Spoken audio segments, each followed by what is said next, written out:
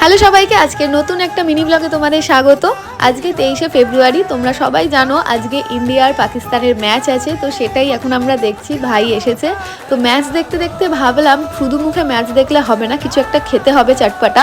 তো সেই জন্য ঘরে একটুখানি সুইট কর্ন ছিলই, সেটা দিয়েই ভাবলাম একটুখানি চাট বানিয়ে খাওয়া যাক। তাই যেমন ভাবনা তেমন কাজ। প্রথমেই শসা, পেঁয়াজ, টমেটো আর ধনেপাতা কুচি করে নেওয়া হয়। তারপর যে সুইট কর্নটা ছিল ওটা দিয়ে ভালো করে মিক্স করা হয়। তার সাথে বাটার, নুন, গোলমরিচের গুঁড়ো, চাট মশলা আর লেবু দিয়ে ভালো করে মিক্স করে নেওয়া হয়। অ্যান্ড ফাইনালি আমাদের কিন্তু সুইট কর্ন চাট রেডি হয়ে গেছে। রেসিপিটাও তোমাদের সাথে শেয়ার করে দিলাম, তোমরা অবশ্যই বানিও, খেতে কিন্তু দুর্দান্ত হয়েছে। আর এদিকে এটা বানিয়ে খেতে খেতে খেলাও শেষ হয়ে গেছে। অ্যান্ড ফাইনালি ইন্ডিয়া জিতে গেছে।